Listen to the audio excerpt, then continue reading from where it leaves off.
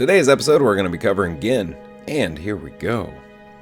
Ginn was a member of the Lucian Alliance that attempted to take over the Destiny.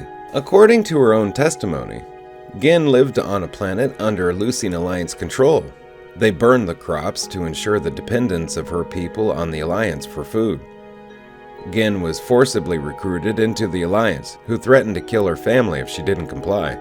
In preparation for the eventual trip through the Stargate to the 9th Chevron address, Ginn spent a year studying ancient technology, as well as Eli Wallace's notes.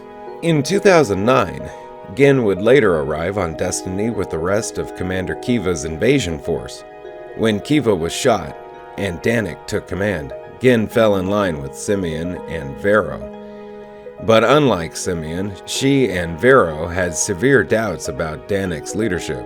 Danik nearly killed her when she proved incapable of dealing with Dr. Nikolai Rush's sabotage of the shield system, but Vero managed to stop him. After Vero and his loyalists were abandoned on a planet, with the rest of the Destiny expedition, Ginn continued to follow Danik. When Rush threatened to kill everyone but his small group, Danik refused to surrender. Ginn shot him in the back 4 times, killing him.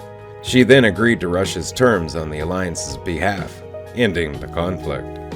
After the invasion, Camille Ray interviewed Ginn and the other captured Lucian members to determine, for example, their willingness to switch loyalties or what useful contributions they could make to Destiny.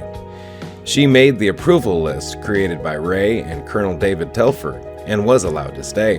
When Destiny was docked with the seed ship, Ginn offered her services but was denied by Colonel Everett Young. Ray later introduced her to Eli Wallace, suggesting that they work together on Eli's simulations regarding the ship's ability to channel solar energy into the Stargate in order to dial Earth. The two quickly developed a rapport. Master Sergeant Ronald Greer noticed the mutual attraction and, sensing Eli's inexperience and lack of confidence, took Eli aside and encouraged him to make a move. Meanwhile, Ginn discovered and watched Eli's latest addition to his documentary, his moving, heartfelt account of his mother's visit to Destiny. Eli returned, and Ginn, flustered, apologized. As Eli assured her that he didn't mind, she interrupted him with a long kiss. The two ended up developing an intimate relationship. Dr. Amanda Perry and Ginn later switched bodies so that Ginn could meet with Homeworld Command about the Lucian Alliance planned attack on Earth, while Perry was still in Ginn's body, and shortly after the discovery of Destiny's bridge, Simeon strangled her to death.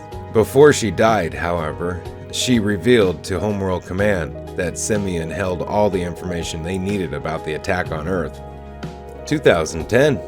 When Chloe Armstrong used the long-range communication stones and fell asleep, Ginn's consciousness, which had been trapped in the stones due to the connection not being properly severed, surfaced and took control of Chloe's body.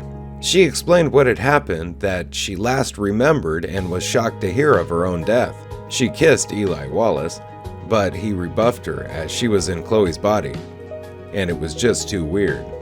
Ginn began to experience incidences where she would choke for a minute, believed to be her reliving her own death, and she grew weaker and weaker as time went on, switching control with Chloe and Dr. Amanda Perry more and more.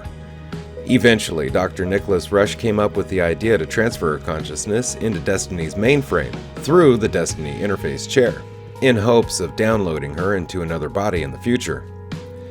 Ginn wasn't sure about it, but Eli convinced her that it would still allow them to interact with one another, and Ginn agreed. The download went forward with Ginn in control, but Ginn had another choking incident where she saw Simeon killing her. This created a power surge in the ship, but the transfer was successful.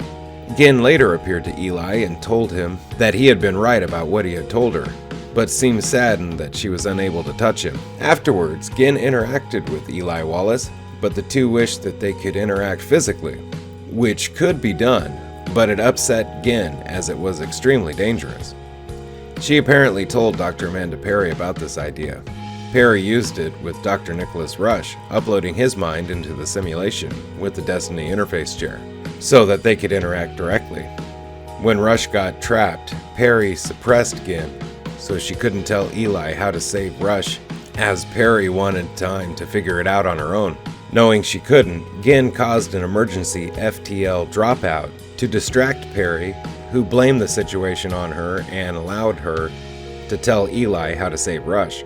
She was cut off by Perry before she could finish, but Eli figured out what she was trying to tell him: transfer her and Perry's consciousness into quarantine, where they couldn't interact with anything or anyone. Eli did this, but it left him extremely angry at Rush.